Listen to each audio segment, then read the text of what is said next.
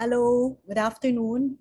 Welcome to our session on featuring the artists who participated in the residency program. Before we begin,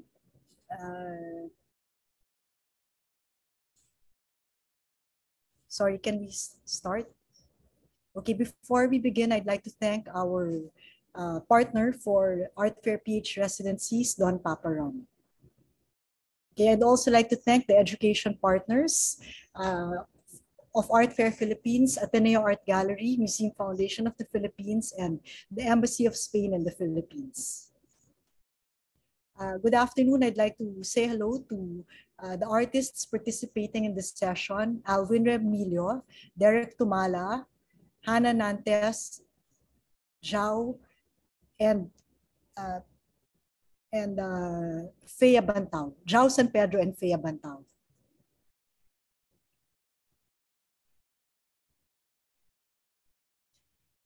Before we begin the discussion, I'd like to introduce the artists one by one, give you a brief background. The first is Derek Tumala, who did his residency at the Manila Observatory. Derek is a visual artist that works with a moving image, emerging technologies, and industrial materials. Derek often uses the ambiguity of experience and knowledge in his practice to explore personal politics and interconnectedness, cosmic and scientific thinking. Our next speaker for this afternoon is Hannah Nantes, who spent time at the Linangan Art Residency. Hannah Nantes is a visual artist based in Antipolo City and an alumna of UP Fine Arts. Through expressive figurative paintings and atmospheric assemblages, her imagery tackles the absurdity of the mundane as well as existential anxieties. She often uses found objects to challenge the passivity in direct images and uses their histories, associations, and presence to negotiate with conflict, both personal and in society. Our next speaker is Zhao San Pedro, who spent time in San Juan, La Union with the emerging islands. Zhao is a visual artist and interdisciplinary designer, working on the intersection of the body and its performativities, spanning movement, imaging, textile, and installation. Her recent explorations examine the body and its capacity to process, break down, transgress, and transgender binary code and structure. And finally, we have Faye Abantao, who went to Palawan and spent time in the Butanding Barrio Residency program. Faye is a visual artist who was born and raised in Bacolod, Negros Occidental. She collects and deconstructs archival prints and expands with a cluster of disciplines, which includes origami, digital collage, image transfer, and painting. The artist's multifold process and emanates an interplaying mixture of contents, patterns, and images. And we also have Alwin Reamillo, who went to Negros Occidental and spent time with the artists from Orange Project. Alwin is a multidisciplinary artist based in Las Piñas City. His artistic practice encompasses mixed media works, paintings, sculptures, installation art, video art, and performance art. Yeah. Thank you to all of you for being here this afternoon and sharing with us your reports on the residency program. May I invite Derek Tumala to give his report. Hello. Good afternoon. So I'm going to share my screen.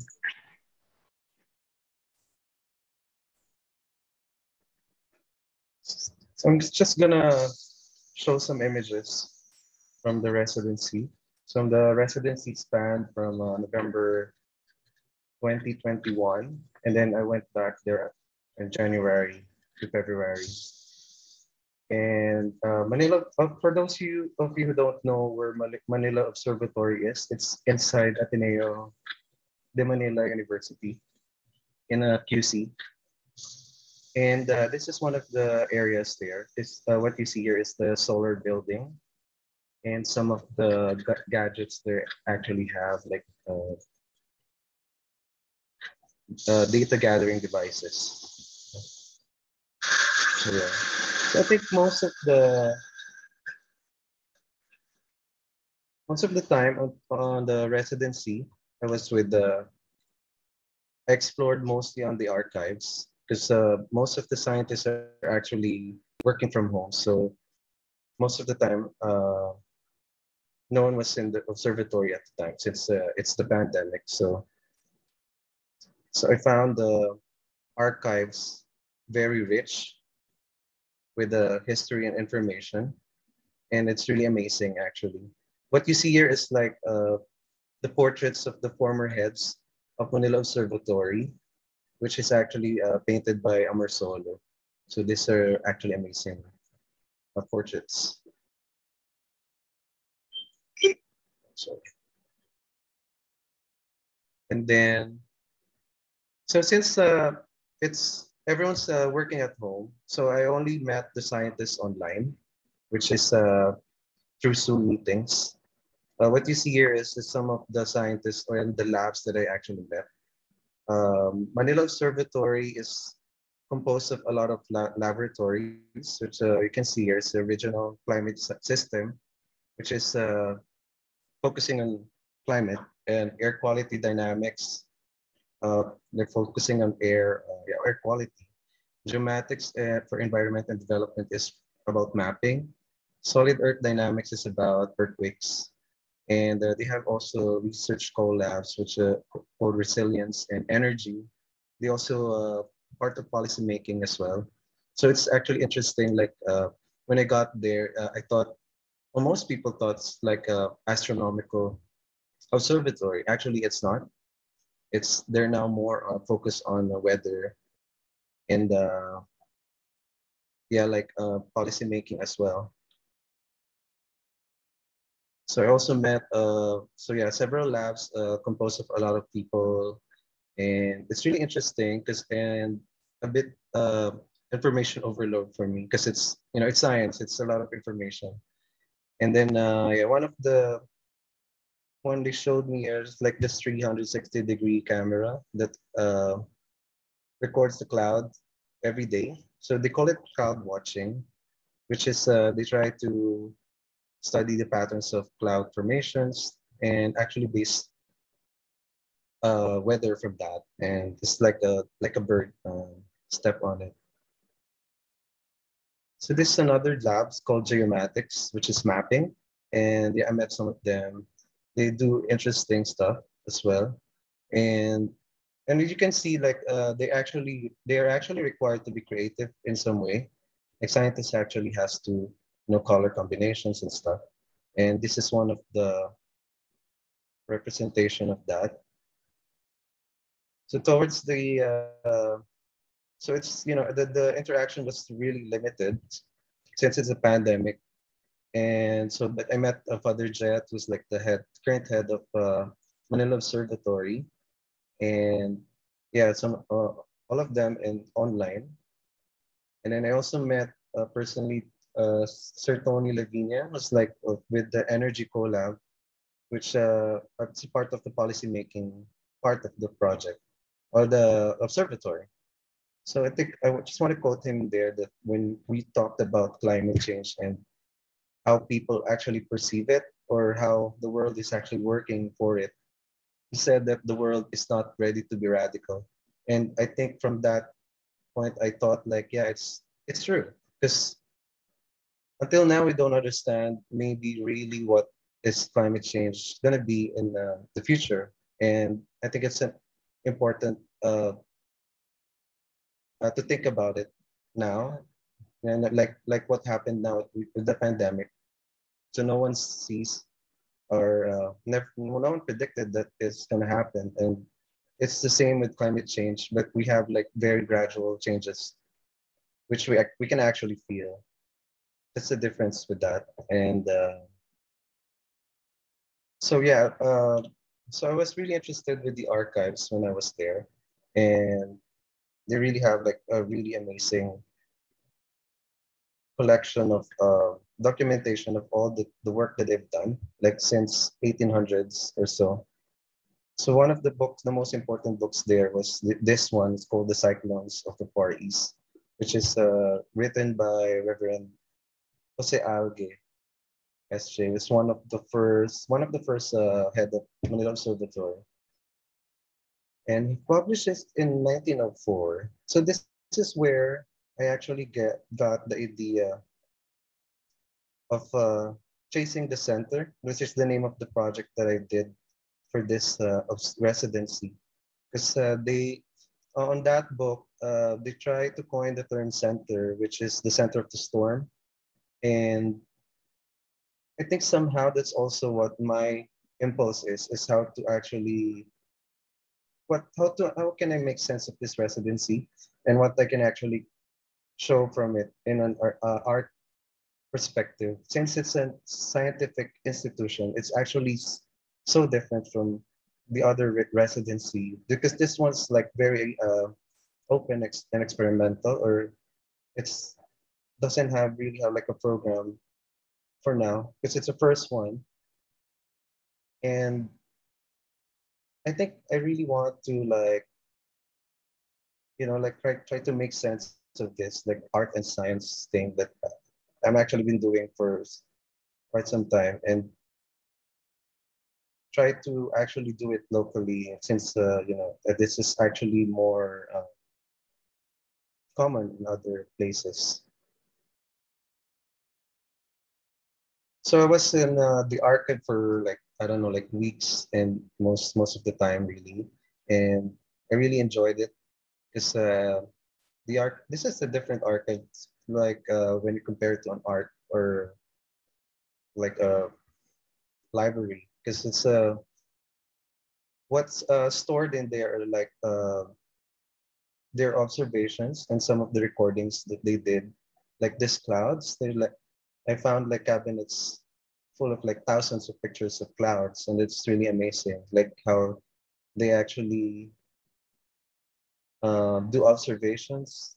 Like these clouds are like dated around 1940s to 1950s, and also found like slides that are like, I think for educational purposes. And the last one's like a solar flare recordings that are like circular illustrations, which is I think is really nice. So it's also one big part of science is actually infographics. So how do you illustrate science to people? And actually, when we had that conversation with the scientists, one of their main struggle is how do you actually communicate science to people, and how do you make it interesting, or how do you make it relatable to them. And one of the way to actually show it is infographics, like this one, like remarkable typhoons of 1903 to 1934, which is illustrated from way before like 1800s, and this one on the left side is a more recent one. So it's like you can see how common it is to have like a typhoon in our country and where we are. And it's really important how to understand that it's actually part of our culture. And it's not just, like we have to stop it, or it's just, we have to realize like this is something that's going to happen all the time, and it's going to be stronger. So one of the things I did is when I was there also plan how I can actually connect art and science. So there's a lot of planning, like I always do with my projects. So it's at first it was really like a lot of things, a lot of ideas that I had, and it's really ambitious. So I was supposed to do like a typhoon simulation and like some of the interactive infographics. But yeah, I think I simplified it by maybe introducing Manila Observatory to people that don't know Manila Observatory. So I focus on the archives and maybe the present, for some of the present data that I have. And I think it's really amazing to see that where all this interest in, or the need to actually have this information about weather. And it's how it's actually affected us. So yeah, so I spend a lot of time in the archives, just looking at photos, reading a lot of stuff, and like clippings, newspaper clippings. They also had like a lot of publications about their work, and I found this box that contains like several photos that doesn't have like descriptions. So, because when you go into an archive, it's actually very organized. It's categorically organized. Someone fixed all those. Just so you can actually see easily what you're looking for. But I found this extra boxes that doesn't have like um, categories, and I thought it's really interesting to actually maybe I can contextualize these photos or maybe group them together in a way that like presenting a tableau of like a history through images. So one of the photos that like saw there was this amazing photograph that looked like from a movie, and it's dated 1926. It's Father Defer Man, and he's looking at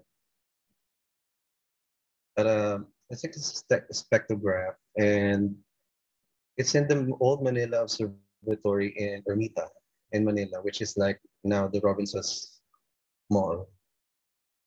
It was destroyed in 1945, so it was so they transferred it after the war. They transferred it to Ateneo, which is also a Jesuits.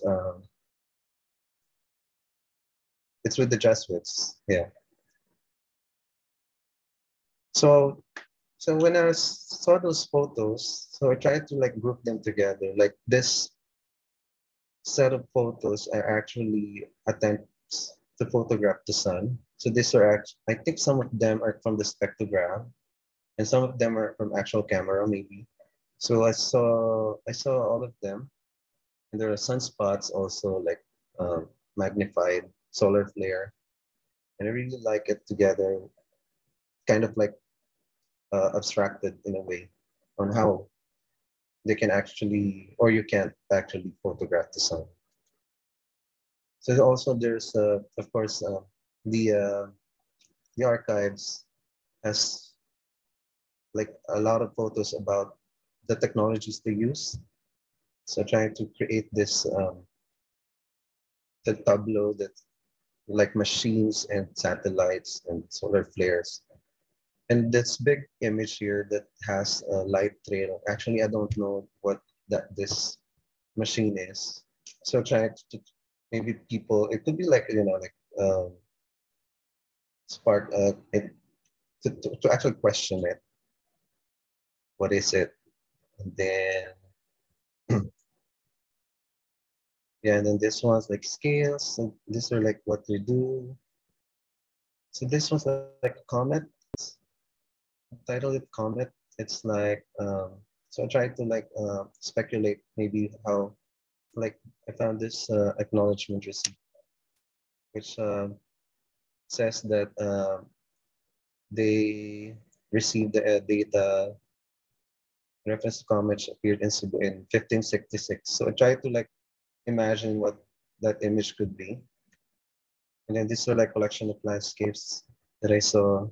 Also, it's interesting just so because Manila Observatory was also in Baguio. It's also one in Davao, and I found this like postcards. The one interesting also for me is there's like sheets of paper that look like a diary. So I found it and I actually put it on the website. So there's a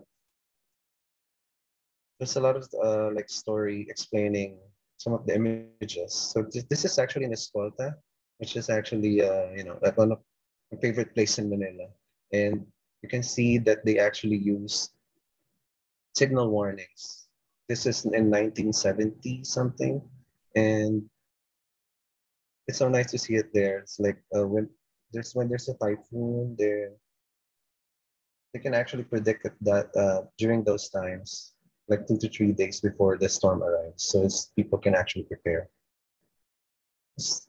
So also I was interested with a lot of scientific drawings. So I tried to like animate some of those.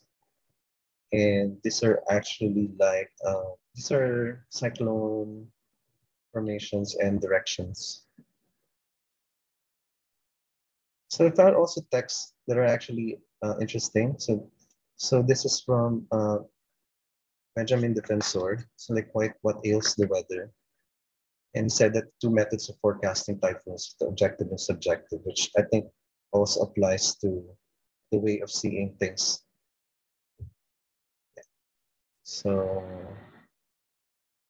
so I also found this. It's called Film, and has a label that sounds Sunspots 1978. So I was so curious about it. So I scanned the whole roll, and when I saw it, it was really amazing. I was pleased. And I didn't imagine it was like a colored film. So when I scanned it, it became like this. And then, yeah. So I compressed it into like a 10-second video, and it looked like it's, it's flickering and it's changing. So I think it's like around 100 image. So yeah, just testing it in the archives. So I also found, yeah, the cloud watching photos, which is really amazing for me. So what I did is I tried to collaborate with polyphonic vision, which is Michaela Benedicto and Mario Consunji, to create like some sort of music video. So I really want to like use those cloud videos into like a video, simply showing clouds. You can see the whole video in the website that I made. And also, maybe I want you guys to link up, and maybe you could check observatory.ph. This is Manila Observatory's portal, and you can see all the work that they do there. And one of their work the important work that they do there is the Philippine Climate Extremes Report 2020, or every year actually. So you can check it out also. And I also, this project is actually a website form as well. You can go to chasing the dot center for this project that I made. So I think that's it. Thank you.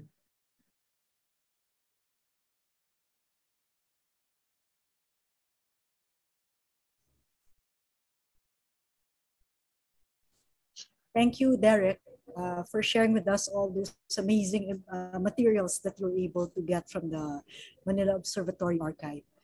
We'll come back later for a Q&A right after everyone's presentations. Yeah. Thank you. Next, we'd like to ask Hannah Nantes to share her report for the Linangan Art Residency program.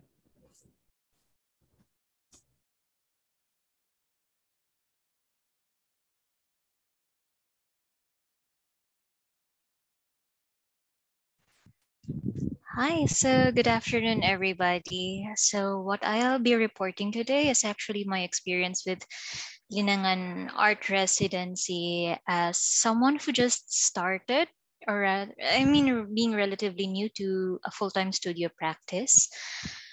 Okay, so I think that I might preface this with the idea that this might be of interest for people who were like me, just starting out in the industry. And how recent this, well, it was just last year.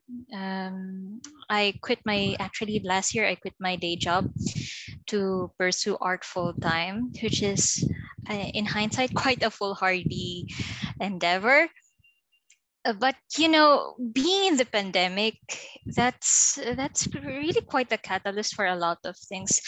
And when hardship strikes, that's when you have something or an idea you need to push, you need to put your voice, you need to put your convictions behind it. So that's what made me pursue residency with Linangan. So among the residencies being offered by Art Fair during that time, it was Linangan who really drew my attention because, you know, for one, it's something that you know, sometimes when you say residencies, you have this idea that you go there, you put your project, right? You come out, you know, like with the idea complete, with your, you know, with the image of you as an artist complete. But for starting artists, that's not something quite accessible, because you know, you might know what you want to do, right? But how you do it, do you pursue your vision in the industry, and how can you make it sustainable? Now, what Linangan seemed to offer to me was the idea that you're going to be developed as an artist in a more holistic manner. So that means, you know, that means a couple of things. That means that you're not just pursuing a project 24/7. That's quite different. It was quite exciting also. So I'm going to cover a few of the things that I experienced there, which definitely contributed to what I was able to produce during that time. So, you know, I think I would like to think about Linangan Residency as a reboot camp for artists. And funny, right? Like, I actually took up fine arts, graduated 2011. Took 10 years for me to find my way back into to full-time art. So the idea for reboot camp means that you you take your ideas of what an artist could be, and you try to balance it out with a couple of things that's going to help you in the long run. Like, for example, there is Linangan placed value in the idea of you helping out in the community, like in the photo here where we were engaged twice a week in river cleanup. In Alfonso Cavite, there's a small river near the residency location, which was very pleasant, but also needed cleanup. Uh, because you're actually, you know, it kind of dawns on you that you know, sometimes you do live in proximity to other communities who have different priorities than you, right? So a kind of awareness about the community and the environment you put in there twice a week. There were also household duties that you had to, you know, you had to look after. Those household duties, as you can see here, these are my batchmates and one of the earlier alumnus of the residency helping out. So that it gives you a sense of personal responsibility, that you have to take care of yourself, you have to look after yourself, clean after yourself, which for some artists it's not, you know, it's not the easiest thing to do, right? You eat healthy, kind of wake up early, and of course there's also the idea that you have to take care of your physical well-being. So that is a kind of holistic development that we had to go through this program. And but the thing that I felt like the thing that was the highlight for me, and the one that has the most impact for me in the program, is that there was an introduction, like for the duration of the 2 months that we had this crash course in art history, limited though it may be, but this was something I was keen on. I also came from an art history background, and it's something, you know, it's something that, you know, you have already, for people who are formally educated in art, you kind of know your typical background in art history, you know. But it's also something else when you're just kind of taken from that point of privilege, right? And you see that your mainstream ideas about what art history is and how it is actually taught in schools, in, say, even in UP, right? And you actually test those ideas, how it's actually understood how it's actually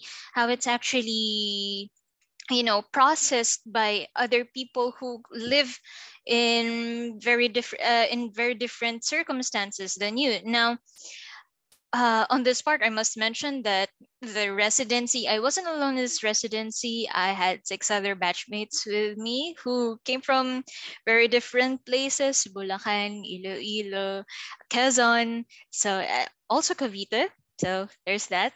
I was very fortunate to be able to throw some ideas in them. So uh, this is, this is a process where you are exposed outside of your comfort zone, outside of your own understanding of things. You tend to think that history is kind of this thing, a very solid thing that's so easy for people to understand when you give them the facts, but it's not, right?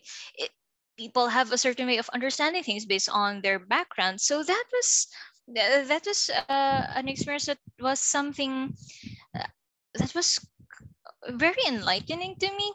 Uh, you know, because this is kind of an alternative school in a way, even if it's just like very short for 8 weeks or so. But you do see the reformation of your ideas into something that includes more people into your perspective.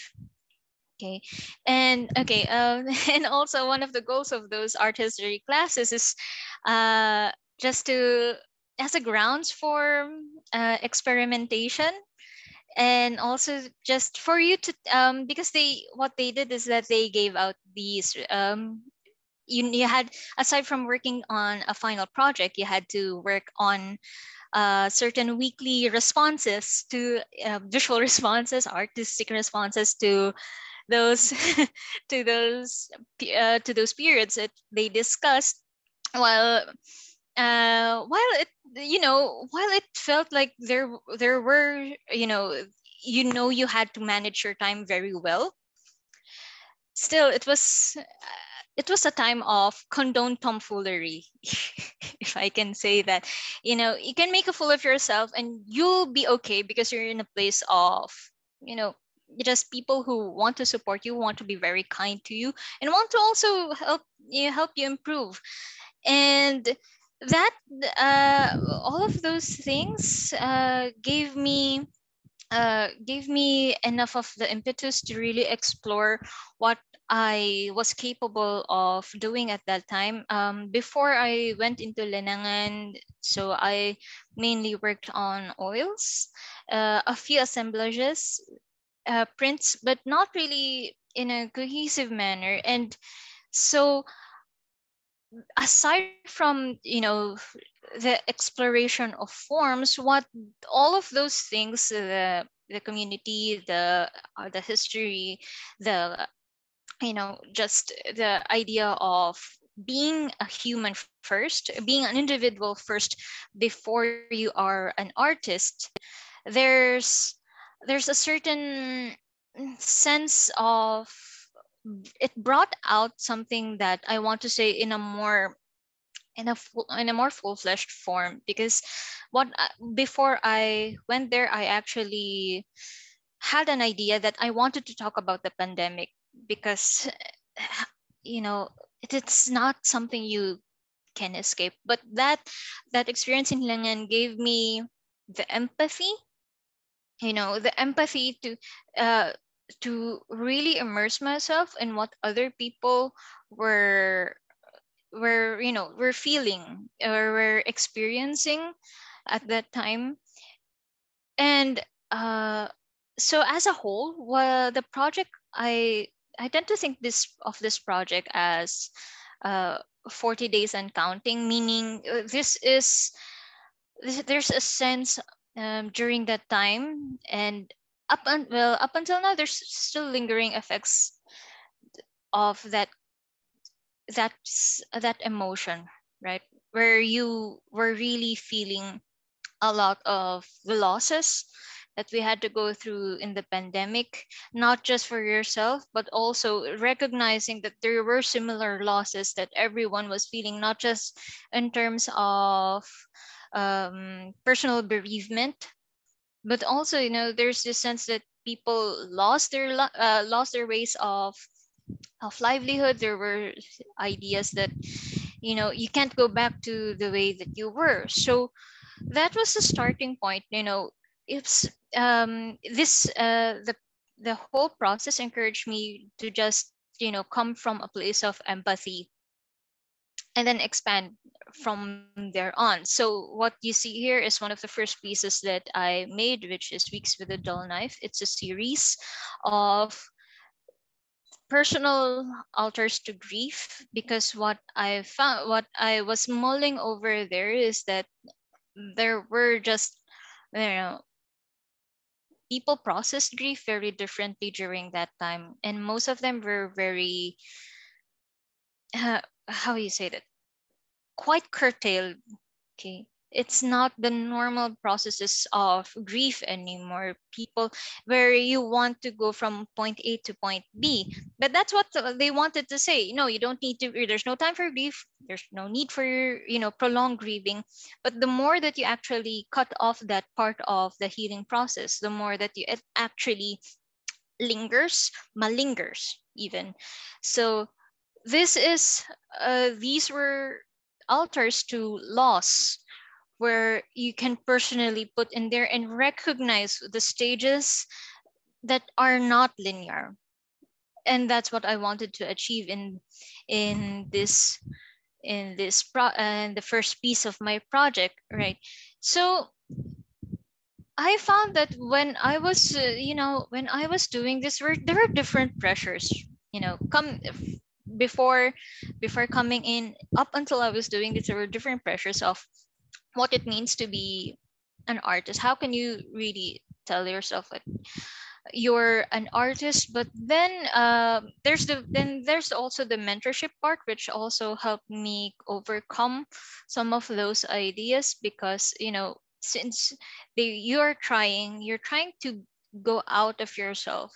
So there's this idea that the self-perception part of you as an artist is also something that you have to exercise in overcoming, because what at least you want to be is to be the vehicle of the message, and not so much as a person who builds art because of just because of ideas of what an artist could be. But there's a thing that you have to take, that the your conviction has to take precedence. And so I actually credit a lot of that guidance to Sir Manny Garibay, who is our mentor. He leads the program, and his family also helps with the program. So, and also the classes, which is also wonderful.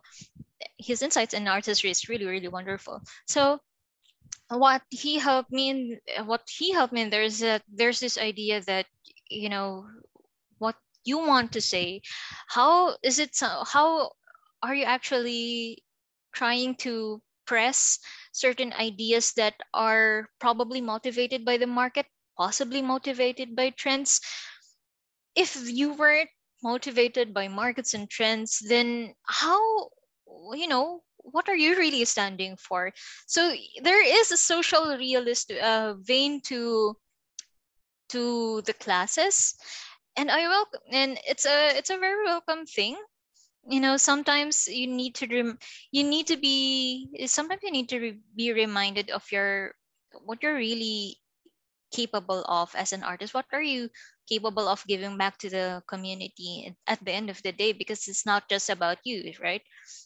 Making art is something of a privilege, but what's it for, right? So that's a recurring question during that time. So progressing from that, I managed to come up with this piece, which is Knowing 1 and 2. These are encaustic pieces, a fairly novel medium, but then I push for this medium because the layering of encaustic, it's a very beautiful medium, and with collage and painting elements, it seems to give convey convey that feeling of a very observable feeling of being trapped in circumstances that you were, you know, it's not of your making, but definitely there is a great amount of suffering, because the idea behind this work is that the observable suffering in the people is that they were being they were being asked to choose between survival and going out there. Hannah, Yes. hi. I just wanted to say that time check. Uh, All Actually, right. have to move on to Zhao. All right. Right. Right. All Sorry right. to interrupt. Yeah, if you could just go through your slides, and then we have some time in the Q&A to discuss more of your ideas. Yeah. All right. All right.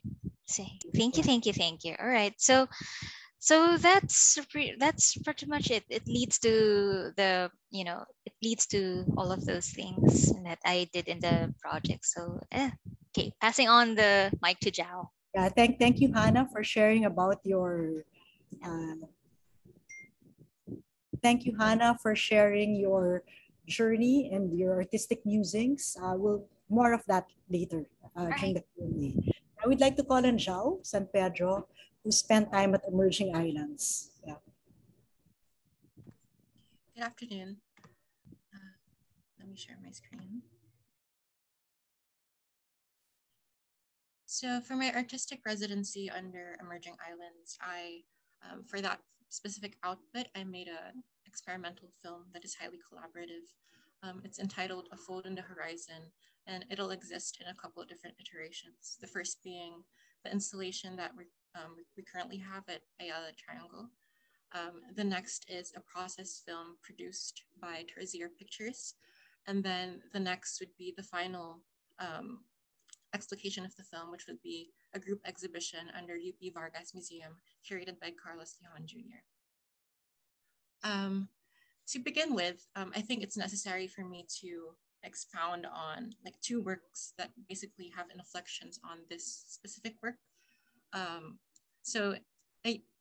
Exactly a year prior to my coming to La Union, I was given a space at Escolta, Manila by Derek Tumala, where I was able to put up my solo exhibition entitled With and Against the Grid. This is where, in that space of time, I really found what I wanted to say in a language in which I wanted to say it in, which is basically expounding on transgendering as both process and practice. That specific exhibition, I worked with fibers and like entwined with my body hair to make grids. And what basically it expounds on is the trans agency to shape and be shaped by structures. And the next work that I want to discuss alongside that is a series of soft sculptures I developed with the curatorial guidance of Carlos Gijon Jr. It's called Autofiguration, which expounds on like the trans body as mode and framework for abstraction. So these two concepts I really wanted to explore in my residency, but didn't really have an idea as to how. The materials I used for this specific works are fiber and textile. And so it was naturally that I was kind of pinned by Emerging Islands and set up to work with DIMSU. It's a sericulture center in, it's in the State University of La Union, where end-to-end silk production occurs. So from raising the eggs of the silkworms to growing the silkworms and then kind of processing them into thread and then having them woven into fabric. That's what DIMSU was. And so my main priority at the time was to explore material and the processes of DIMSU.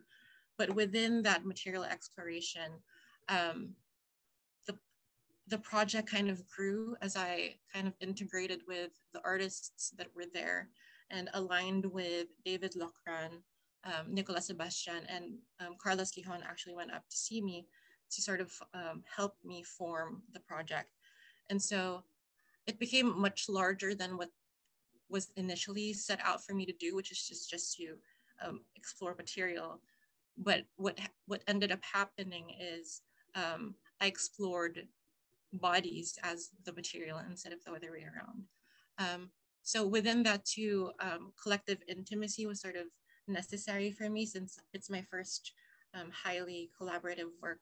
I wanted to kind of see myself in the people that I work with, and I wanted them to see themselves in me too, since I think most of the work that I do is self-portraiture. Since now that I'm not seen in the work, I really wanted like reflections of myself to be in it. And so within that too, I was building a process in which I wanted everyone to undergo so that it remains true to the matter that I want to expound on, which is transgendering. So so the concept that we came about is the body as processor of code and data. But within that subject, a hypothesis was to be kind of investigated, which is any body has the agency to transgender, meaning regardless of your identity, regardless of your sexual preference and all of that, anyone has the capacity to transgender and transgress like codes and structures that are kind of imbibed in all of us to some degree. So I made up like 3 control variables per collaborator. So one is material. Each collaborator is given a set of like materials to process within like the second control variable, which is parameters. Each parameter is kind of designed for to help each collaborator forgo techniques that they're used to, processes that they're used to. And the prompt is kind of the overarching like feeling that I want to expound in the work. So the prompt that they were all processing is molt. It's a word that I got from the Sericulture Center where it's a process of shedding skin. So cast off one skin to surface another, tighten, rupture was sort of the bedrock for the entire experience. And this is the kind of feeling that I wanted to surface within everyone involved. And so they, at the time, they didn't know that they were all processing the same things. So the idea was to sort of blindside everyone and forgo the sort of choreography or planning in terms of making the work become itself. And so the first collaborator that I built, that I kind of got in was King Puentespina. He's a music producer and an artist, also known as Crown. We went to the Sericulture Center and recorded the sounds of the machines, the sound of the weavers, and the sound of the silkworms. And that became the sample for the score that is then going to be danced by the dancers. And I also built like a costume during my material exploration, which also became another prompt for the dancers. So the idea basically is that when one processes the material, the parameter, and the prompt, they then become a material for the next collaborator to process. So by the time that it was the dancers, it was me and King that are being processed by the dancers already. And so we become the prompts for them. And I worked with 5 dancers coming from different backgrounds. First being Reef Ligayu, whose background is in street dance, but also recently has been exploring breathing and breath work within his work. And so it's interesting that he's kind of moved into a more intuitive sense rather than just choreography. Mia Cabalfin, I also worked with. She's a contemporary dancer, but she kind of has an experience with a lot of genres prior to becoming solely contemporary. And then Abby Manotok, she's a pole dancer, but also an interior designer. So I felt a certain kinship towards her, being that I also have a background in design. And we sort of kind of find ourselves moving with and against, you know, grids and the structures of design. The next collaborator is JB Estrada. He is also into street dance, but he's been currently exploring whacking as a sort of kind of deviation from, you know, the usual engendered motions that are entwined with the likes of street dance. The next collaborator is Adam Plicheski. His work is more anatomical than dance. So I really wanted him to be a part of the project, being that I wanted as much variations for us to be able to surface something really interesting. So during the day that we filmed, it was individually done. So each collaborator didn't see the other perform. And then they only saw the costume on the day itself and heard the score that King built on once they were in the setting. So there's no aspect of kind of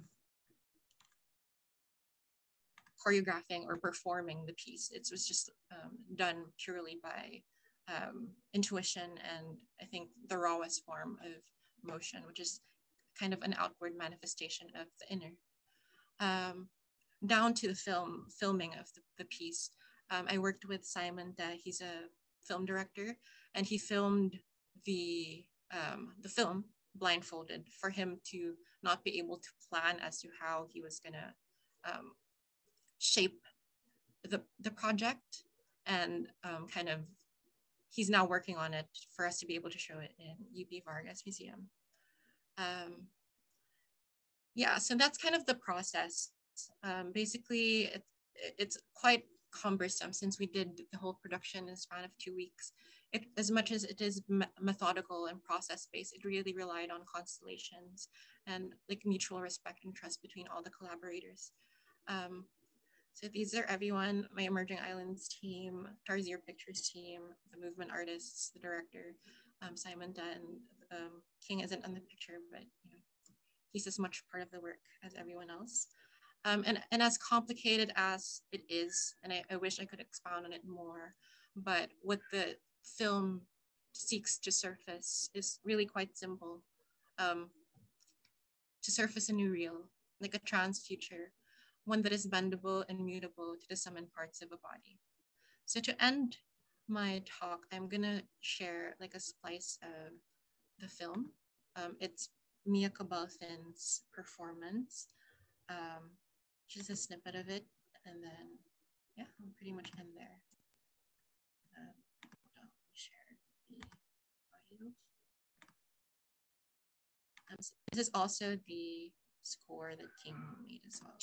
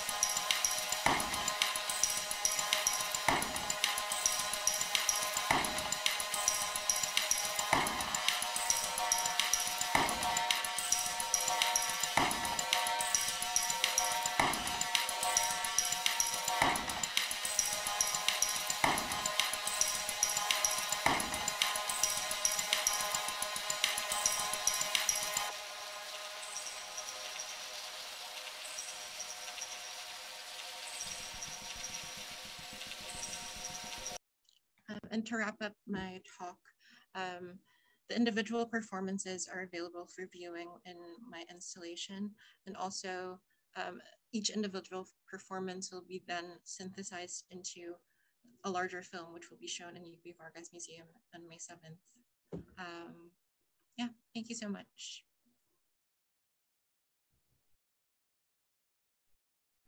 Thank you, Zhao, for talking about your project where anyone has the ability to transgender and transgress.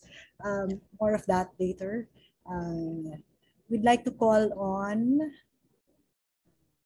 who's next? We'd like to call on, I think it's Faye. Yeah, we'd like to call on Faye Abantao.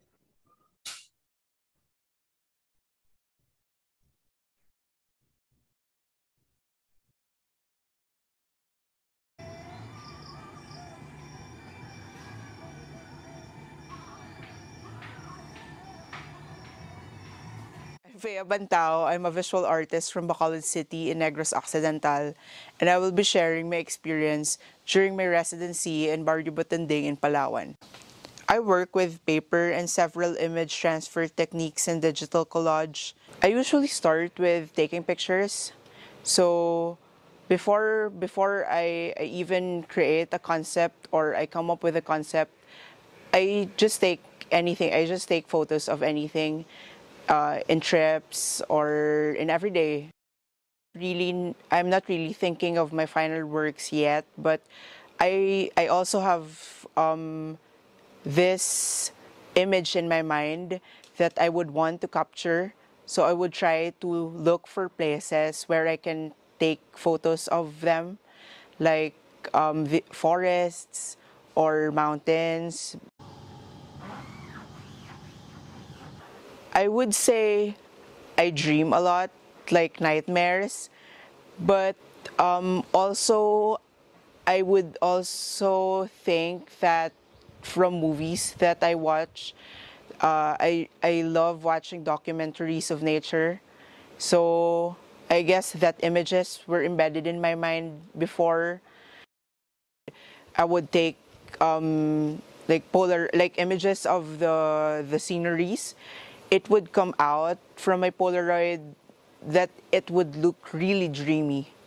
So it feels like I'm in my dream. I've always been fascinated by the things I've been reading online. And I guess part of why I applied is because I wanted to have an awareness of what has been happening here in Palawan. There, it's very beautiful. It's very beautiful. But also, I have seen how the destruction has been happening. There's a lot of issues, illegal loggings, the kaingin, the mining. It has been really overwhelming, like going to one place to another. Every place we went to, it has rich history and culture. It has really been such an amazing experience that I have like this feeling that I have seen in texts, in articles, in books. It's right in front of me already. Like going into caves, it was my first time going into an actual cave, and the experience was unfamiliar, but it was good. It feels like going inside my painting. I will be doing a different approach in terms of um, in terms of the process of doing the work. I will be doing a weave, a paper weave, resembling the amakan. Normally, I would fold paper squares and put them all together. Visually, it would look like a banig or it would look like a tapestry. But with the sawali weave, it feels like, as an artist, I am also interweaving the stories that I have been hearing here in Palawan or I have been hearing during my residency. My experience goes with those weavings.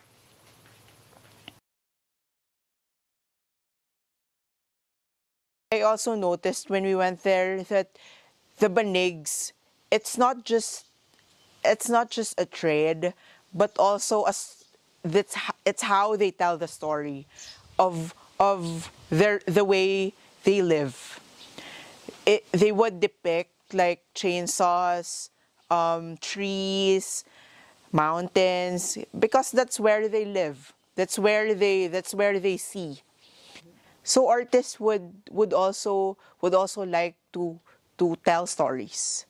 I think that's how they make the awareness of to other people. Uh, we can't just always see the perspective from ourselves. We also have to seek that perspective from other people. Palawan has its glory and its darkness. It is something that people would would disregard, I guess, the darkness side. But for me, I would want to know it better. Palawan has its beauty, but also at the back of it all, it there's so much destruction happening.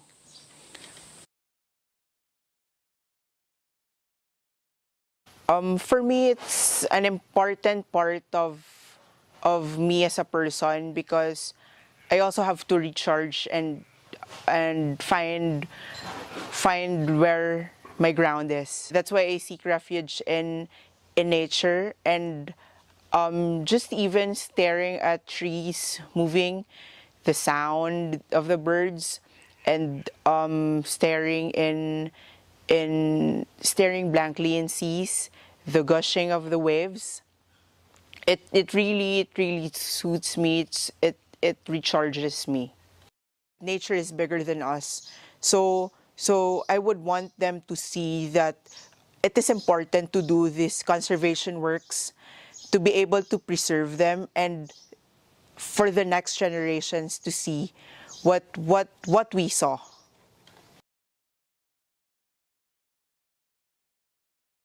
It's kind of my first time living alone in the middle of the forest. Technically, it's a forest already.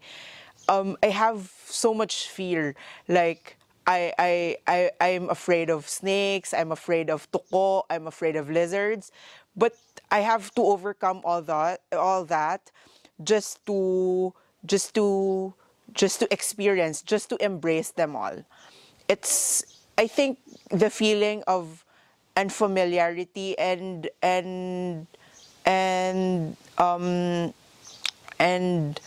me being afraid of things, it makes me create more.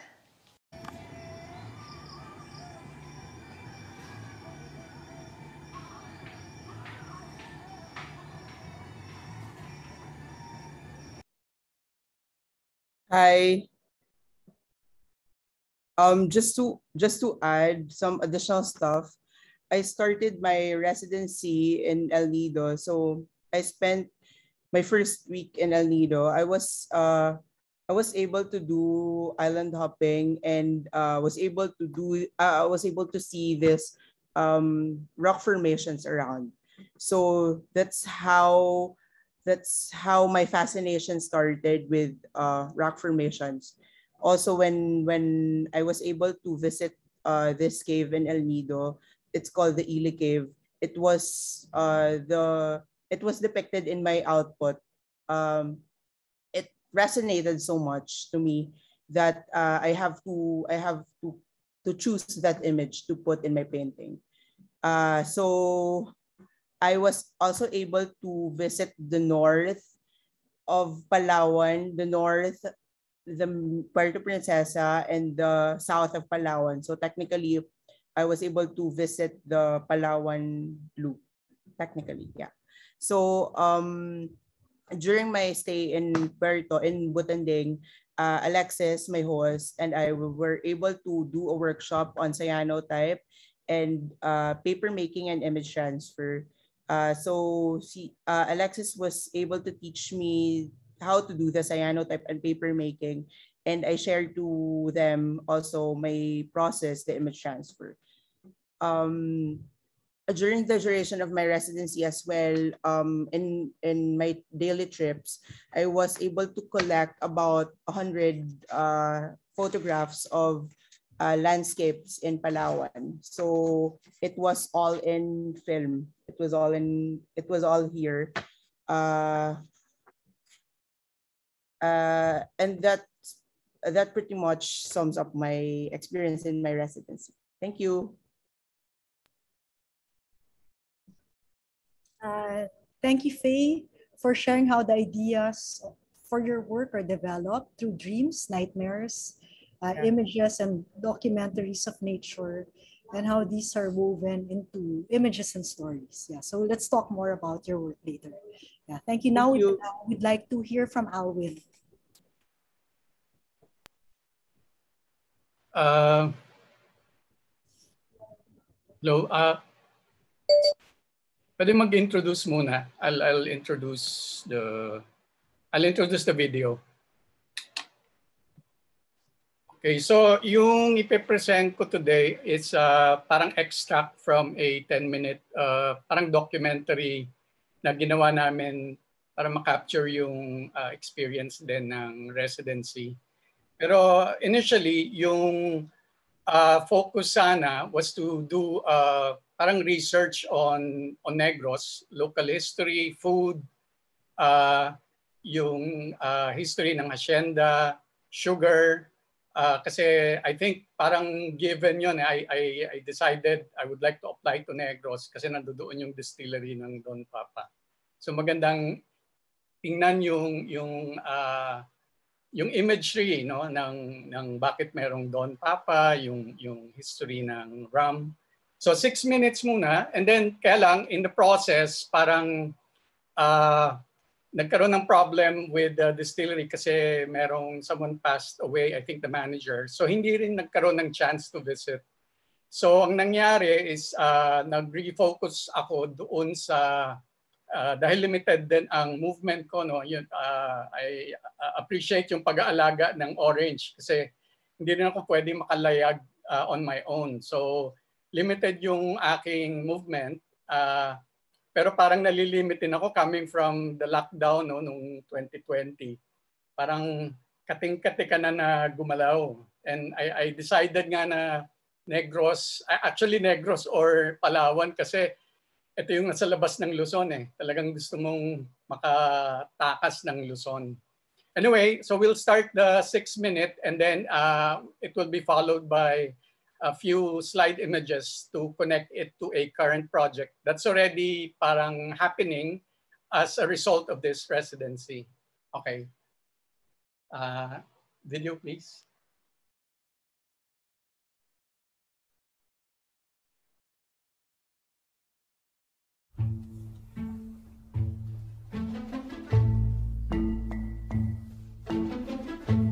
Ako si Alwin Reamillo, isang visual artist at nandito ngayon sa Orange Project Residency at nasa gitna tayo ng isang bagyo, si Odette.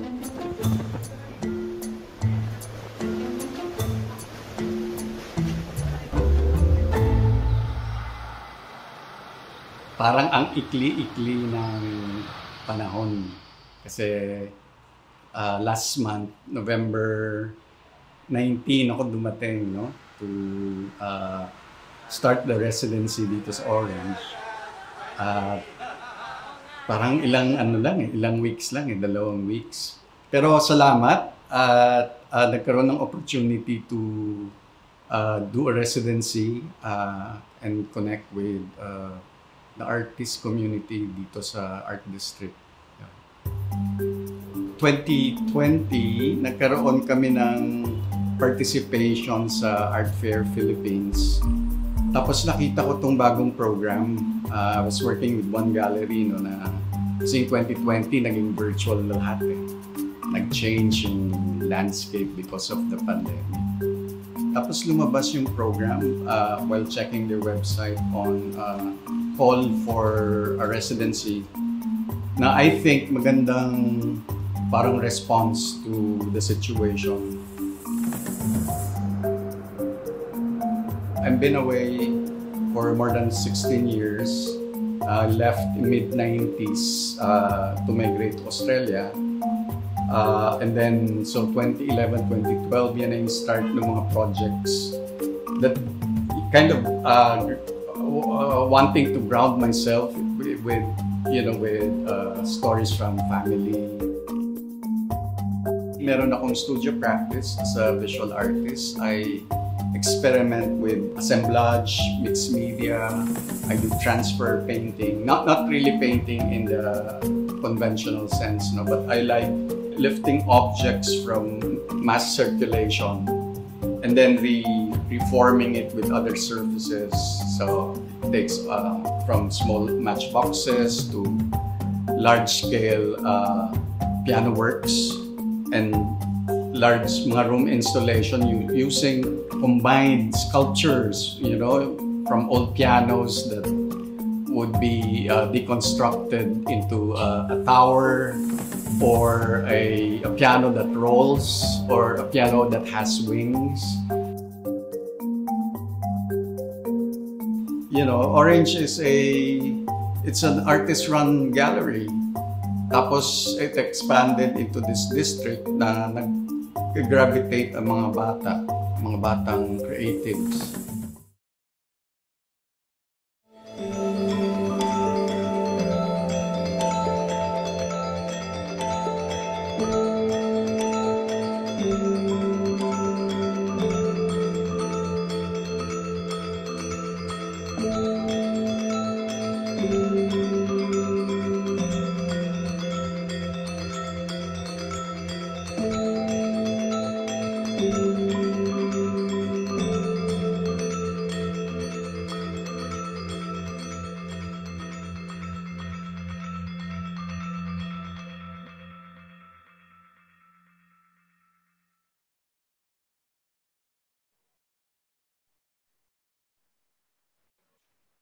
Nagkaroon lang ng maling cue kasi dapat extracts nung middle part nung documentary. Pero okay lang. So basically yung residency, from the initial focus ng studio work, parang lumipat siya kasi was also parang encouraged by Charlie Ko na walang masyadong pressure sa output ng residency, kundi mag-immerse at gumawa ng connection. And sabi ko, nagmamatch ito kasi prior to the residency, meron kaming dinidevelop na community festival sa Batangas called the Tawag ng Liwanag. So dahil hindi na rin matuloy yung track towards producing works sa studio, sabi ko pwedeng i-spend ko yung time talking to people, tapos engaging in conversation, and then i-weave namin yung idea ng Tawag ng Liwanag. So sabi ko, i-propose ko, maybe we could do a prelude of Tawag ng Liwanag, which is a festival organized by Esquinita Art Farm. Tapos ang idea nito is to create a floating lantern. Tapos ang idea din ng Tawag ng Liwanag, or ito yung inaugural title ng Art in the Lake Art Festival. So basically gagawa kami ng prototype or a working sculpture na ifo-float sa lagoon ng Kapitolyo, and then i-connect ko itong project na to doon sa ginagawa namin sa Tawag ng Liwanag, Art in the Lake sa Batangas. So naging siya, ang feeling ko ngayon, tuloy-tuloy yung residency kasi as of now, I just received a text message na yung mga works na ipinak, these are at part ng pag-connect ng projects Bacolod with the Art in the Lake, is we've asked yung participants ng Bacolod Residency to create 11 small lanterns. Na yung lanterns na yung kapareho nung floating lantern na nilaunch doon sa lagoon ng Kapitolyo. Ito naman yung i-load namin dito sa isang two-hull boat. It's a catamaran design. Na ilo-load namin yung 11 lanterns, which we hope to arrive before the 5th. Kasi itong Tawag ng Liwanag will be launched on April 10. So, promote ko na rin. We're inviting everyone to go to the festival, launching on the afternoon of April 10, which is Palm Sunday. And this will involve 11 other groups from Luzon, or 10 other groups from Luzon, at pati yung local community ng Tanawan. So, yung participation ng community will be basically tutulungan kaming magprosesyon ng 3 kilometers downhill, carrying all the lantern projects that was built by the the artist groups from all over Luzon and the one coming from Bacolod. Pagdating doon sa site ng installation, ilalatag ito along the lake shore of Barangay Gonzales, and then this will be lit up in a kind of ceremony. So siguro paki-flash ng mga groups na magpa-participate. So iba-ibang groups yan from all over. May Bulacan, merong Neo Angono from Angono, merong from galing sa Pangasinan, merong grupo rin actually from Dalingan community, kala Manny Garibay. So maraming parang weaving, wini-weave mo rin siya, kino-connect mo rin yung mga communities. Di tawag ng liwanag will be parang on for 4 weeks, no? Kasi ang part din ng parang goals nito, parang symbolic lighting of the dark. So we're using lanterns, and then a number of community workshops will be facilitated sa community. At nakuha na namin, we're grateful na tinanggap ito ng 3 barangays dito sa area na to ng Tanawan. So we will be also working with the local health office para sa pag-observe ng health protocols. And last Sunday, nagkaroon din ng meeting for a 10-day festival. No? Nag-complement siya for a 10-day festival starting in April 17 hanggang 26. It will be a parang nationwide campaign, no, sa pagpapaliwanag or and of course nakikita siguro yung kulay na pink dyan kasi magiging installation ito na will be actively engaging the local community to install. So basically ang mangyayari dito para siyang koinobori or yung Japanese windsocks, pero ipiprint namin image ng tawilis. It's a pink tawilis. And then this site will also be a venue for floating lanterns. No? So kasama yan dun sa 10-day activity, and magiging opportunity rin for voting, voters education, and then further engagement with the local community. Yung residency sa Bacolod, actually doon siya naka-anchor.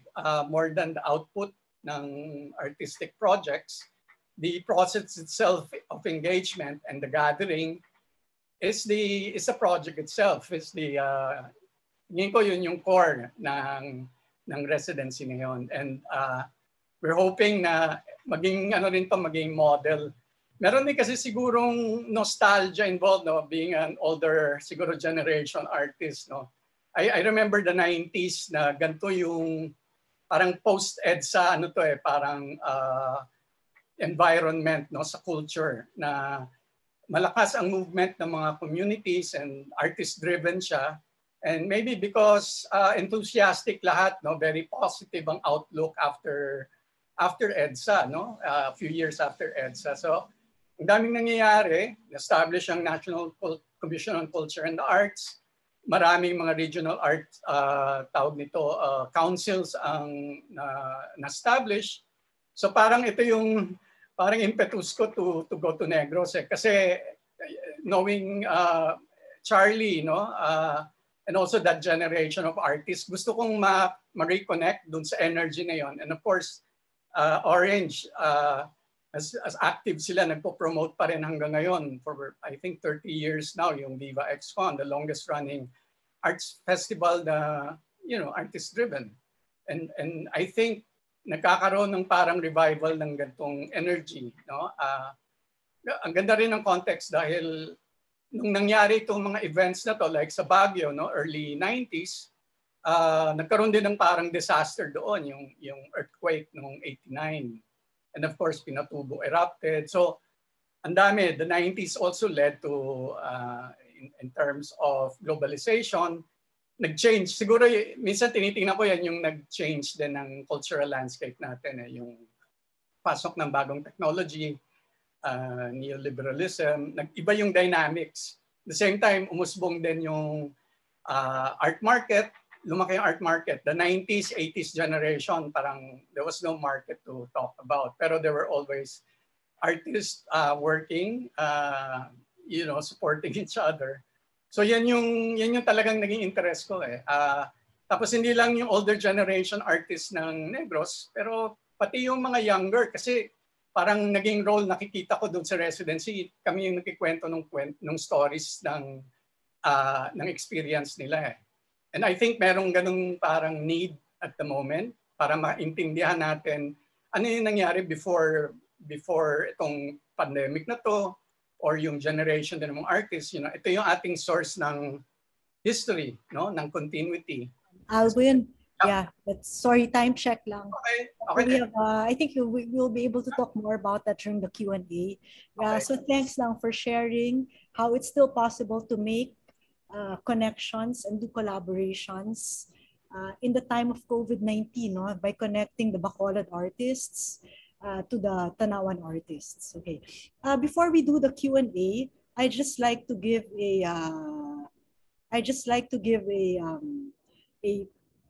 a background on the residency program, no, and how it came about. Okay. Well, to begin with, Don Papa Rum was established in 2012 as a locally produced rum made in Negros Occidental from distilled sugarcane molasses. So in 2015, Don Papa Rum launched an art competition. In 2021, this shifted from hosting a yearly art competition to sponsoring art residency programs around the Philippines. No? By supporting residency programs, they provided an opportunity to deepen the conversation with artists across all disciplines by enabling them to explore their art practice in environments other than their studios and their homes. So because we had been working with Don Papa over the years, well, they decided to sponsor this, no, also in response to the long COVID-19 lockdown and the accompanying travel restrictions. I think Alwin talked a little bit about this earlier, like how he was really wanting to leave Luzon and to travel far, no? So, well, the COVID-19 pandemic has been a period of self-reflection. It made many live in isolation. While some artists thrive in isolation, others need interaction with the community. So the residency program gives artists the opportunity to live and work outside their usual environments, no? Providing them with the time to reflect, discover, and create work and meet other artists. So of course we had the five of you, and now you're sharing your experiences. So we will be launching the second call for applications sometime mid-April. We're just finalizing some details with one of the residency programs. No? So maybe now we can begin the Q&A. I had some questions prepared, but there were also some questions that from colleagues, no, in the visual arts community who had a chance to visit the exhibit the past few days. No? So I'd like to start the session by sharing a question from curator Carlos Quijón.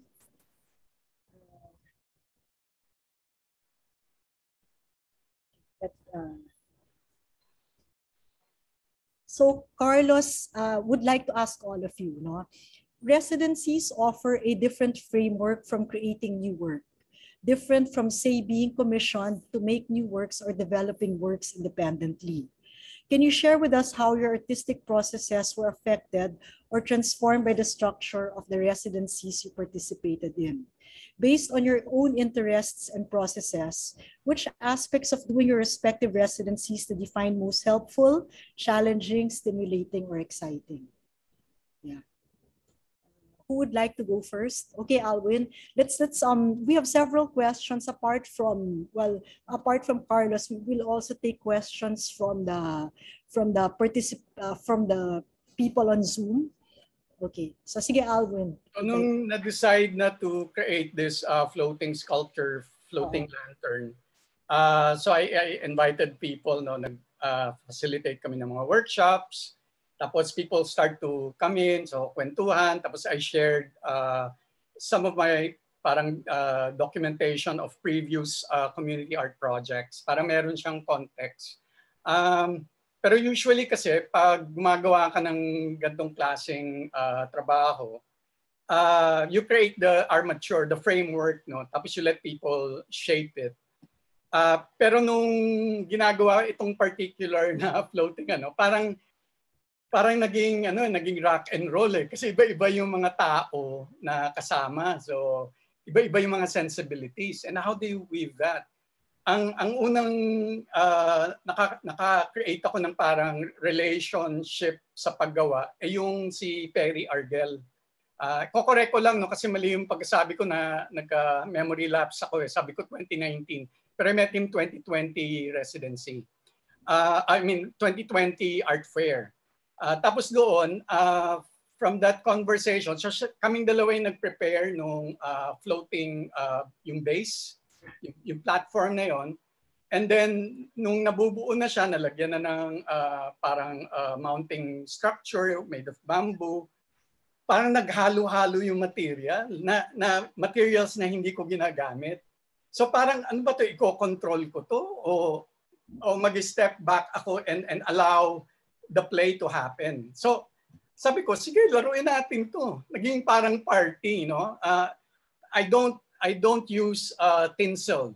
I don't use a lot of parang industrial plastics, no? I want to use mga objects, no? The everyday objects na pwede mong nagtatap din ng mga objects na nakikita natin in the street, no? For example, yung mga turbines, inspiration ito from tricycle, wind toys na ikinakabit na nakita ko noon sa Quiapo.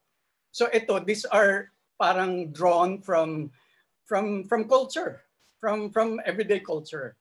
So yung ganon, and then including yung talagang i-relinquish mo yung power mo as an artist, no, and let things happen. Ganun yung naging experience. I had to parang let go. And then, pero ito naman yung interesting kasi itong second part, with the same participants, they are creating their own lanterns, no, small scale lanterns na ikaw connect naman sa isang boat na piniprepare dito. So magvo-vault in yan. So iba rin yung dynamics. And then siguro meron na rin akong konting, a degree of power or control, no, on how to curate it in this new floating base that will be launched sa tawag ng liwanag. Thank you, Alwin. Who would like to go next?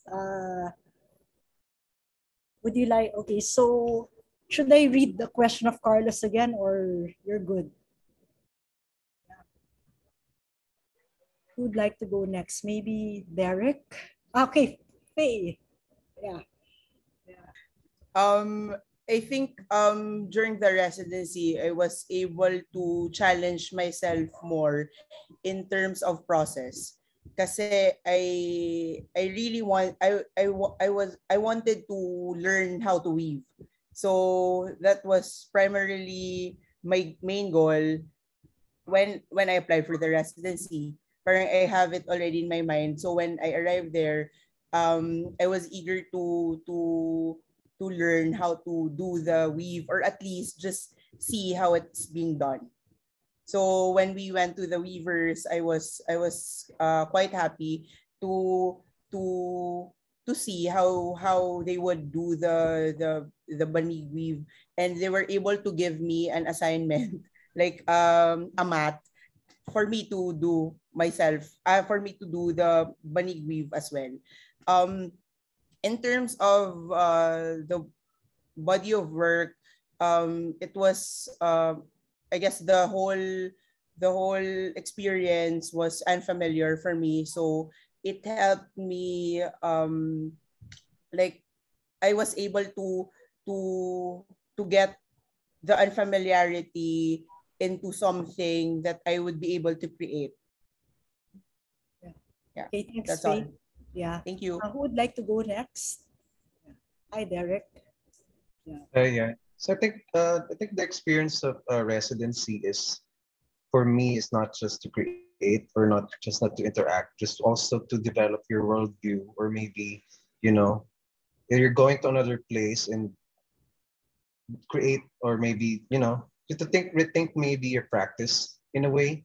Like for example, what I have in Manila Observatory is a scientific institution, which is very challenging, I think, at first, because it's not an art institution. So I have to adjust in a way. Good thing that I'm a bit familiar with scientific terms and stuff. So parang kind of like develop also my view on how to collaborate with people, not just artists, how to actually understand and be more open, and how to, your impulses are not just to create, but also to understand what you're doing and your practice. So I think that's very important. Okay. Yeah. Okay, thank you. Would like to go now? Okay, Hannah. Yeah. Yeah, so what the impact that residency had in me, because since I don't really have that much a very established na practice pa, so what it gave me is the courage to really just push for just push for a certain message, a certain statement, without actually second guessing myself on what the perception of my work, how the work will be received, because uh, except for certain priority audience who you feel needed the impact to be felt the most. So that was one thing. And also another thing is that as much as the program and was effective, it was also the community that was effective, because it allowed me to to be part of certain people who really had the conviction to really push for very, sabihin natin, very heavy statements that's it requires a certain amount of personal belief to really stand behind those things. Like, I remember one talk by the a muralist, where he says, it's kasalanan na pumikit, and that actually, that line really stuck with me, because that means na there's sometimes, as an artist, you have to make those sacrifices, you have to make those choices, and that gave me the conviction. Sorry. Yeah, so that gave me the conviction to really go for for the kind of works that I think I'll be pursuing from this point on. So that's it. Thank you, Zhao. Okay, I agree with Derek in a sense, since I think viewing your practice in another lens would really help shape your practice. And so for mine specifically, since the work is highly collaborative, just sort of like viewing my work in the lens of like 7 other people. And so I think for me specifically, what the residency brought about in my practice is using collaboration as almost like a medium, seeing how I could stretch and borrow other, creative languages and see where I could take it, especially within the context of, my politics. Okay. I have a question well, actually 2 questions from Father Jason B, and then one from Joselina Cruz. No? First from Father Jason B. In the context of an art market that tends to be a strong driving force in shaping the value of art, what do you think is a major contribution of an art residency program in the Philippine art scene? Similarly, Joselina Cruz asks, what is the point of an art What is the point of the art residency? Similarly asks, what is the point of an art residency for an art fair? Yeah. Yeah. So I think our Alwin, go ahead, Hannah. Yeah. So one of the key things that Linangan has really been emphasizing, not just with my batch, but also with the previous batches, is that the idea that the artists are always the third option, in a sense that this is probably influenced also by the social realist standing of our mentors or many, where you really need to see that the purpose that the artists have is really to instigate certain discussions that's really hard to actually say in certain gist of the market. And so in a sense that because residencies exist, there is less pressure for the artist to actually produce marketable works. In a sense, it's really this free ground for experimentation that benefits the scene, as well as just benefits the scene, benefits the artist, in feeling that no, at least for this period, you just have to concentrate on what you have to say. And so that's really beautiful for me. We call it the third option. Artists are always a third option after history, after markets. So I think I like that idea. Alwin, yeah.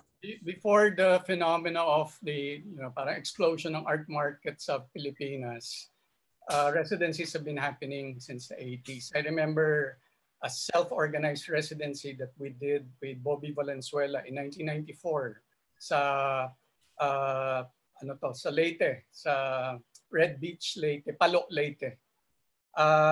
This was organized kasi si Bobby Valenzuela was involved with the Coordinating Center for Visual Arts based sa CCP, and he made all these regional connections. So sabi ko nga, at that time, proactive ang gobyerno sa pagko-connect ng mga communities all over the country. May support ng CCP, and by the mid-90s, andiyan na yung NCCA. So yung growth na yun was a logical development. Wala pang art market noon. Pero malakas yung energy na nagko-connect. I remember there was even a National Visual Arts Congress that was organized. We don't see that much now. Mas siguro ito nga yung dinidescribe ko kanina, yung impact ng globalization kasi nag-shift ang art market actually sa Asia from Europe and the US. Pumunta ng Asia yan. Of course, China was an emerging economy. Nagkaroon sila ng reform in the early 80s. So nagbukas na dito. Actually, late na ang Philippines kasi nauna pa ang Indonesia, Thailand, Singapore. Tayo na lang yung huling minimina ng global art market. So we're late in the game. Ngayon na lang dumadating yan. So yeah. Would anyone else like to share? Yeah, Derek. Yeah. Hello. Yeah, because I think artists has different systems. For me, I call it systems because we have different structure in how we work. We have different mediums. We have different thinkings.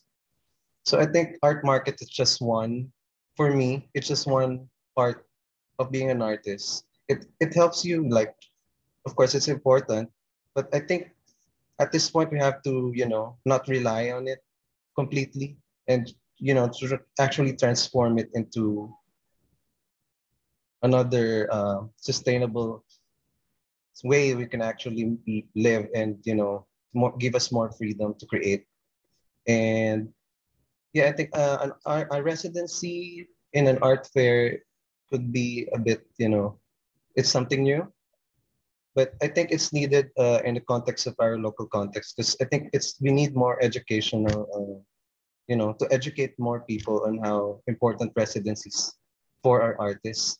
So more artists can actually take these opportunities, like this can actually build like, their worldview, their thinking, and being an artist is not just one dimensional. You can actually, build your own system and create your own sustainable living out of it. And the most important thing for me is, you have to be able to freely think of what you can actually do, not just to create, but also to analyze, to observe, and to give information as well. And I think there's a lot of ways to actually do that. Anyone else? Alwin again, but what about? I totally agree. Yeah, Art okay, is a knowledge system. Tapos I remember yung isang memorable reminder ni Charlie, kaya nila na-sustain yung initial steerings nila in the 80s hanggang ngayon, continuous yan. Lumaki yan into the art district. Lumaki yung ecosystem na yon, naging sustainable siya. Kasi sabi niya rin sa experience ng Bacolod, yung mga artists din at saka yung community ang nagsusuportahan sa bawat isa. So yun yung value talaga. We create communities, creative communities. And I think we are also guided by that dito sa initiative na ginagawa ngayon. I think meron nang nagfo-form ngayon called ARIA, which is an alliance of artist-run spaces, no, in Luzon. Tapos binibuild yung network na yan. So may revival. May revival. At I'm glad, no, kahit meron nandiyan na yung presence ng art market na malalakas na forces yan, and nire-recalibrate, no? Sumasabay, nagiging partners tayo uli. Kasi ako, old school ako eh. So meron din akong tendency na aversion with the art market. Pero if we can be partners, you know, yun yung key. Partnership. Walang nagda-dominate ng scene. Partnership. Zhao, did you want to say something? Yeah, just to build on what Derek was saying earlier, I think residencies are kind of a great incubation space, being that I think you know, most institutions tend to give space for established artists, and then the contexts and the subjects that are being floated around is always the same thing. So I think there's a need for younger artists, or even people have something to say, to have these spaces, being that, you know, I think it's so scarce, especially here in Manila. I think residencies in turn would help kind of grow that voice, but also kind of relieve the pressure of selling something or being a part of, you know, this so-called market. Yeah. I have two more questions. One is, hello, I would like to ask, this is from an anonymous attendee, no? I would like to ask if there's anything to be cautious about when looking for a proper art residency. Anything, for example, to be mindful of when finding that space for yourself.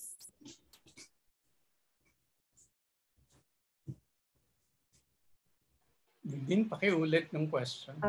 Hello, I would like to ask if there's anything to be cautious about when looking for a proper art residency. Anything, for example, to be mindful of when finding that space for yourself. Yeah, Derek, yeah. Yeah, I think when you go to a residency, you can never really tell what's gonna happen, and it's part of it. You have to.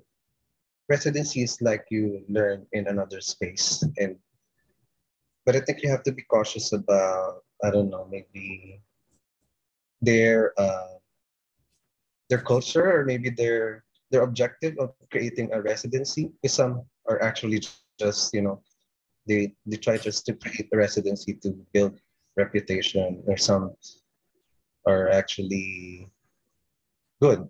Because based on my experience, some of the residencies that I did, they were a bit weird, maybe in a way, like this, these are different culture.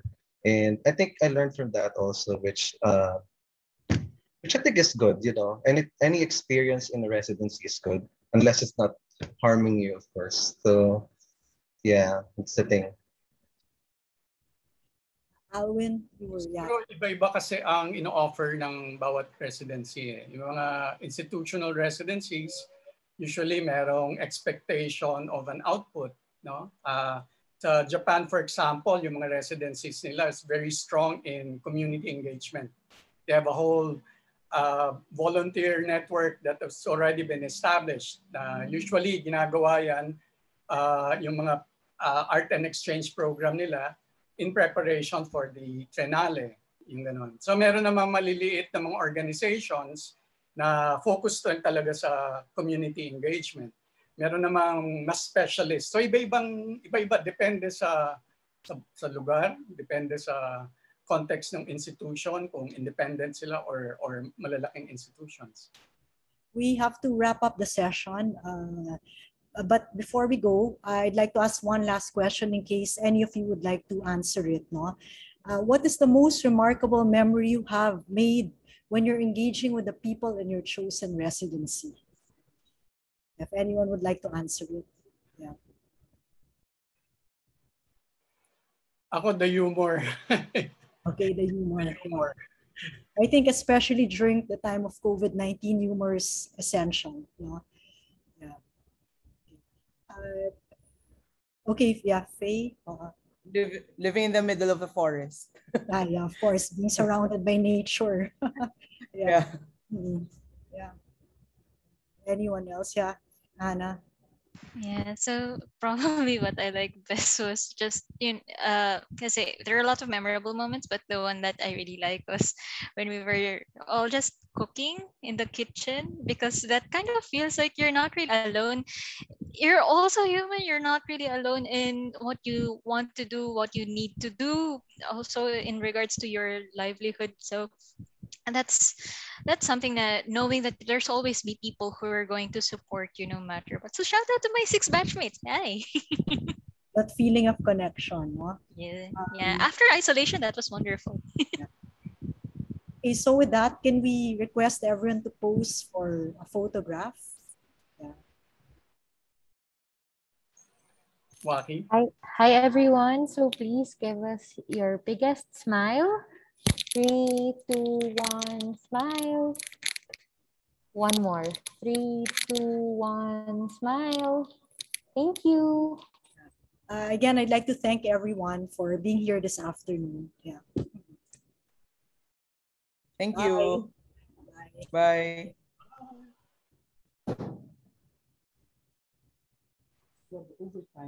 Okay, we'd like to thank Don Paparam, our partner for the ArtFairPH residency program. Again, our education partners are Ateneo Art Gallery, Museum Foundation of the Philippines, and the Embassy of Spain in the Philippines. Okay, we have another talk tomorrow from 1 p.m. to 2:30 p.m. This is a regional focus on Mindanao Voices, moderated by Tessa Guazon. Thank you, everyone, for spending time with us this afternoon.